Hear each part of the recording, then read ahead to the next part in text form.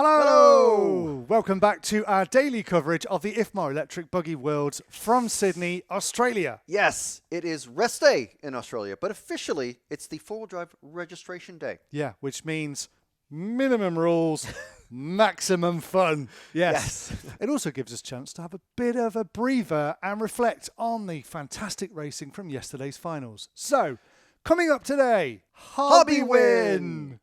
You can win a Hobbywing motor signed by the new world champion. You can also win a Team Savox servo. And you can even win the world champion car. Or similar. Yeah. But yeah, that's the one. Win them all, and you'll be ready to go racing.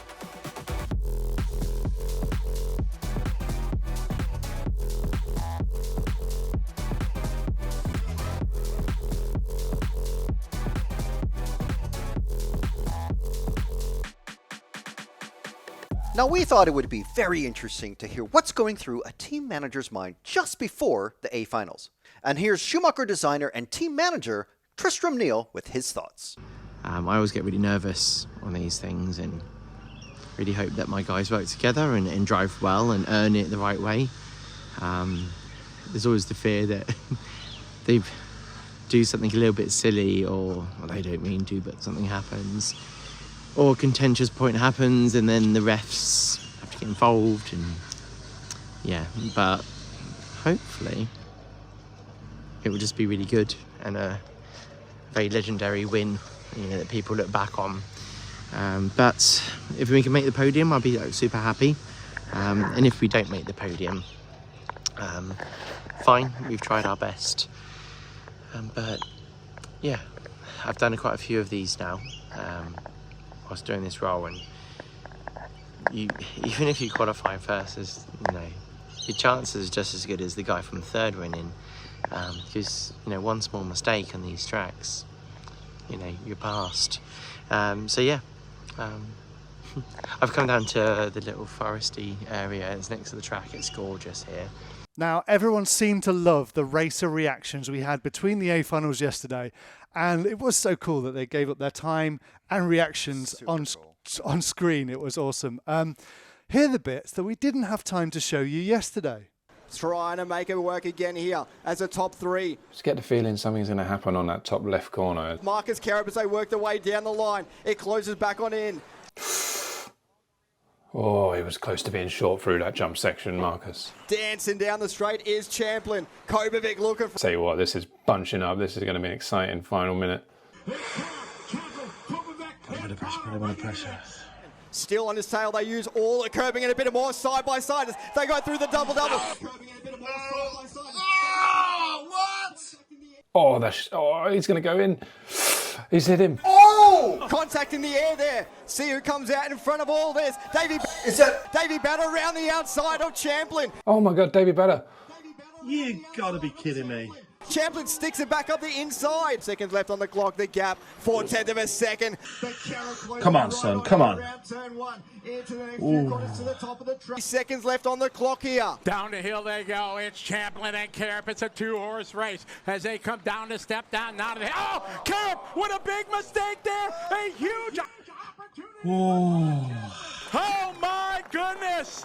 Broc, Champlin, in Ripken, their nose to tail. Kobovic pushing it, gets it loose. Ooh, Kobovic pushing it up on the curbing. Ripken gets it sideways. Ripken gets it wrong. Batta goes by. Oh! Oh, Spencer. Spencer. That's it. Hello guys again. So I just arrived in Singapore. I was on the trip, and luckily I was not able to watch immediately the two-wheel drive finals. I watched it after. Well, it looked pretty intense. In my point of view, it looks like kind of Marcus lost a little bit the pace through the qualifiers. First three qualifiers he got it. On the last ones, it seems like he lost a little bit confidence, and maybe the setup was not like in 100% for the finals. Schumacher guys, seems like they got this right setup for the finals, and then in the finals it's basically what happened when you are not comfortable with two-wheel drive. Two-wheel drive, it's a class where it's very important to have your car on rails. You need to be very calm, very consistent, And as soon as you start to force it a little bit more, the mistakes come. And we could see that with all the drivers, all the top 5 drivers fighting, that as soon as they need to force a little bit, they were doing many mistakes. You see that Broc was probably the one not doing the most mistakes there. It was like very solid runs. The car was working pretty good. You could see that his car was faster than Marcus, and he was very calm. He was like just driving behind and waiting for the mistakes. And then he got the win, and congratulations to Broc, very, very well deserved it. But then you can actually see like even Daniel in the last final, he was super fast behind Marcus. But at certain point, he started to force, and immediately mistakes come again. So that's what I mean about the tour drive and about you cannot force it. You need to drive very consistent, very calm. And as soon as you force it, it's a downgrade for sure. And it's what we see. Very good finals, very intense, and congrats to Broc one more time. See you guys. This is possibly the most armchair analysed Worlds I've ever seen. It's absolutely fantastic. You've got everybody at home, including me now, stick a camera in my face and tell everyone what to do from 3,000 miles away. What a great event. Thanks to all of our contributors who got involved yesterday for the coverage. Tom also had some really interesting opinions on how the 3A finals work. Why do we have a pinnacle race of the week and your world champions sat in a grandstand? I firmly believe, as a spectator, as a commentator, as an entertainment business, if we want to grow the sport, grow this hobby, make it more interesting, we need to change the format up so that we crown our winner in the last race. Like, everyone looks back to F1 Abu Dhabi 20, a one-lap shootout between Max and Lewis. Like, regardless of the result, everyone loved it because it was a one-lap race to decide the world champion. And our format leaves us deciding the world champion because he's sat, I don't know, having a beer somewhere maybe, twiddling his thumbs. It's like, come on. Now, like Tom said, so many people are commenting on this race from around the world. Yeah, modern technology. It's crazy, isn't it? But we've still got the inside line from the man at the track. All week, it's Red RC's Oisin. So it's finals day here in Australia, and we have a brand new world champion in Broc Champlin, who has just given Schumacher their first ever two-wheel drive world championship title. Broc hinted this morning of what was to come. He took the final qualifier. The running order changed, so the top heat went first, and they had slightly disadvantage in track conditions. Broc was in the second run, and he nailed it, getting a TQ run, which put him up to second in the grid, putting him in the right position to challenge our top qualifier, Marcus Karup. And that's what he did in A1. He put him under pressure the whole time. He actually touched the back of him on one or two occasions. And then on the penultimate lap, just as they finished it, there was a slight contact in the air, and Broc came out the better of it. Unfortunately, Marcus ended up well down the order in that race. So that was A1 done, but we had to wait a while to get those results confirmed because there was a protest made over the contact, which Will captured beautifully on his camera. But the $100 was down the tubes for the Karup family, and we then moved on to A2. We were all expecting, hoping for a good final in A2, and hoping that the result would see it go to A3. But unfortunately, Marcus made a small mistake, and Broc didn't need a second invitation, and he went to the front, and he took it and becomes our new world champion here in Australia. So then, that was another controversial final because Kobovic felt he was taken out by Rivkin, and he also put $100 on the table, but again that protest failed and the result stood. So then we went to A3, and it was a wild A3. In the end, Davey Batta ended up getting the second place, and actually Spencer Rivkin threw away a potential podium on the last lap, and then the podium was finished by Karup. So he was pretty happy to salvage something from a day he felt that he got wrong. Speaking to him after the finals, he said that they went the wrong direction with the setup, and he should have really just stuck with what he did in Q3. Instead, they chased stuff and they got it wrong each time. So he's a bit frustrated with the end result. But Broc Champlin, a delighted guy, and he said ever since he saw Spencer Rivkin take his world championship title in the Hoodie Arena, he said this has always been his goal, and he said to realise that is just an amazing feeling. It has been the anticipation, the moment we have all been waiting for. 2025 IFMAR World Championship presented by Team Coyote.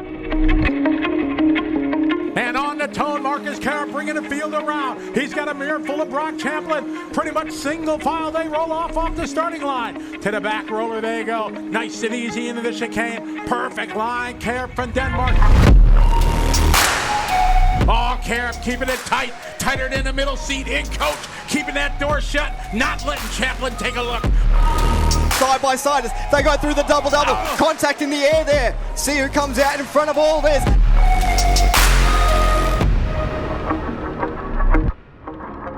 We are off and rolling. Amen number 2 here at the 2025 IFMAR two-wheel drive World Championships. To the back they go. Batta behind him. Orlowski forward. And oh! Round the outside goes Champlin. It's a new day now. Wow, okay, so we didn't actually hear about this, but yeah, a couple of official protests there. Yeah, I mean, you got to try, I guess. Yeah, and those protests, as Oisin mentioned, do cost $100 for each protest. So, interesting. Yeah. One of them was about what you all saw in the first day final. Yep, that pass, that crash. But as he mentioned, Will Trackside did get a very up-close slow-mo of the crash in action. Yeah, some great footage there from Will. Yeah. So you can see here as we're watching, this is obviously the opposite angle coming with the cars coming at us. Yeah. And completely different racing lines from both of them after what I think Marcus had a bad landing off of that tabletop. Yep. But yeah, it's taking the normal line sort of. And I mean, gnarly. Let us know your thoughts in the comments. It's pretty much done and dusted, but yeah, there are opinions circulating. Yeah. Anyway. And now let's have a quick word with the winner, Broc Champlin, talking to his team manager, Trish. You won? I did. That's pretty cool. Thank you. So, I didn't know that this was going to happen, but a cool part of the video and that. So I might even have a little drink later. Maybe you get that glass of wine that you wanted. Yes, I'd love that. Yeah. But anyway, yes, Thank you. Now, there has been a lot of talk about how Marcus tried some different setups after the third round of qualifying, as well as tyre scrubbing in Q4 and Q5, whilst Broc improved his setup at the same time. I think Broc won this by going back to what he knows. I listened to his podcast he did with Lefty Pre-Worlds, where he was talking about he's not been out to Australia. He's concentrating on his program, his setup, his game. He talked about kind of the mental side of racing, where he's just not getting involved with other people now. Like, I think go back a few years when young and a bit more charged, he was making a name for himself, not the right ways. And then he's come into this World's year, he's changed his program up, he's concentrated on his game, and he has delivered. So one of the big questions was, what did the Schumacher drivers change on their cars to get all that steering? Let's see if the LD3 designer can give us some inside information. We don't want anything crazy to ruin the cars, because the cars are pretty good. We've got them to the point that the pace is there with all of them. We're not searching like we were a little bit during qualifying. Michael found some pace towards the end, which is good. A bit more aggression from the car. Hara coming together with another car during the run, so he didn't manage to get the time he wanted, because he lost like 2 seconds from that, so pretty close to TQ. So he's on the pace, which means that going into the finals you can fight. If you don't have the pace in the finals, it's like the others just kind of drive off a bit, unless of course you do the classic thing from Top Gun Maverick, you know, it's not the plane, it's the pilot, and you make up for it with your tenacity on the track. So I feel like I've got drivers that can pull that extra out, and so far we've got a bunch of cars in the A, so that's cool. So I kind of finished the day on a bit of a high myself. The parrots.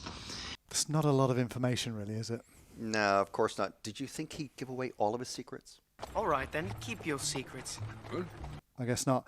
Well, let's hear from one of the other podium finishers. We're live. We are live with Davey Batta, P2 overall. Horn, you know, I brought it in a nice, honest P8. Starting from the 9, that's called improvement. Slavey, though. What do you have to say, Davey? I forgot. Yeah, feeling good. Just glad I beat Dorn, really what we were going for. Now we're doing two draft and Grand Slam Rock League tomorrow, and then we're going to get on the four-wheel.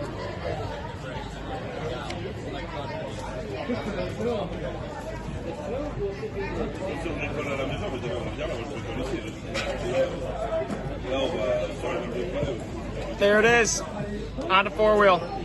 That is very insightful, we think.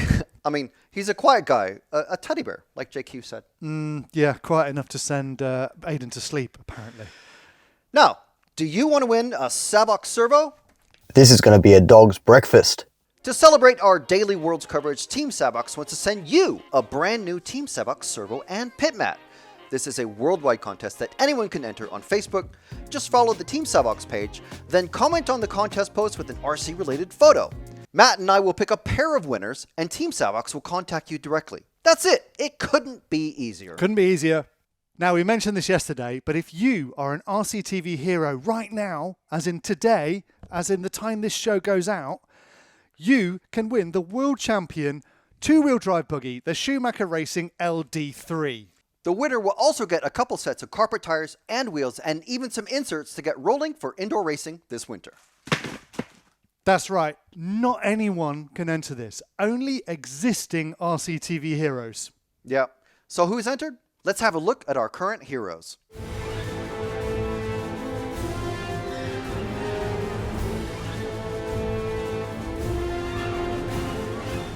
This world's winning car will be kicking off monthly RC giveaways here on RC Racing TV, but you have to be a hero to join. We'll also have new membership tiers, which we'll have details of really soon. Yeah, this kit, this is only for heroes, existing heroes who are already members. So it's too late for a lot of you watching now.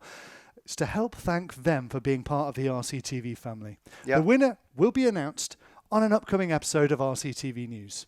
Now, one brand that is always very strong at the Worlds is JConcepts. And in fact, they are celebrating another Worlds win with Broc using the body, wing, wheels, and front tires. Yep, here's Jason from JConcepts talking us through their latest body design that they used to win the Worlds, and it's available soon. All right, Jason Rona here at the World Championships, showing some new items from JConcepts, the new P2X body we made specially for this event. Actually, a lot of the racers here, Jared Menn and his dad kind of helping us name this thing. But the P2X, we did a little bit of design changes here in the back. We widened sort of our sloping, ramping feature here in the back. We widened it out. We rounded the windshield. We changed the center fin a little bit just to add a little something here for our racers racing with JConcepts here at the World Championships and trying to add a little bit more grip, a little bit more bite for the guys that are trying to compete at the highest level. It's working well. We got the TQ. We got drivers running second and third, along with the Illusion Monster 7-inch wing. It's been the popular combination for aero here at the World Championships.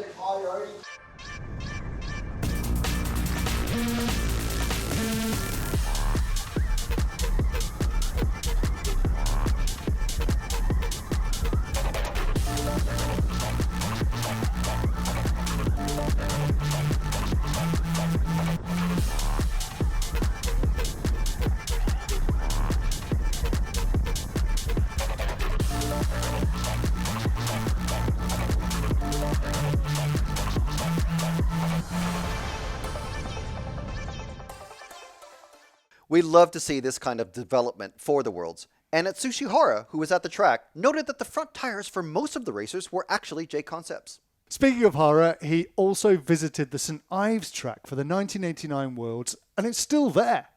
That's amazing. It's a bit different now, but he even pointed out that the trees are still there.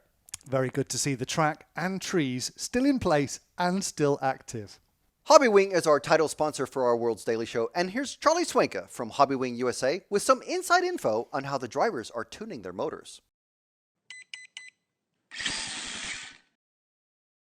What is up, my nerd friends? Charlie from Hobbywing checking in with some tech tips from the Worlds. Motor tuning is a thing at the Worlds. From talking with the team, they have been tuning with the rotors as well as, of course, speed control settings. Some people ask, with so many speed control settings, why would you ever need to tune with the rotor? Well, rotor gives you a lot of feel things, that unquantifiable little action item that makes you faster. And we're going to talk real quickly about what makes different rotors do different things in your motor. Hobbywing offers a wide range of tuning rotors for our modified motors, and there's a couple factors that are different. One of them is the material that the shaft is made out of. We do steel or titanium shafts, as well as that diameter of the shaft, which also affects the thickness of the magnetic material, and we have different strengths of magnetic materials as well.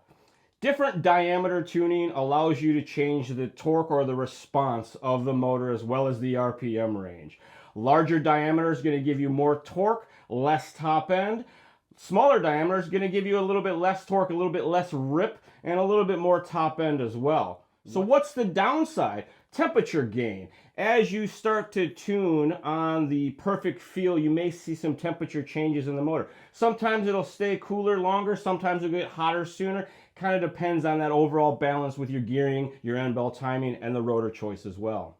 Hobbywing does offer different types of shaft material, steel and titanium, and that allows you to fine-tune your diameter of your magnet and balance out that magnetic feel. So you might be able to run a larger diameter rotor with the titanium shaft to balance out that torque and response feel that you're looking for.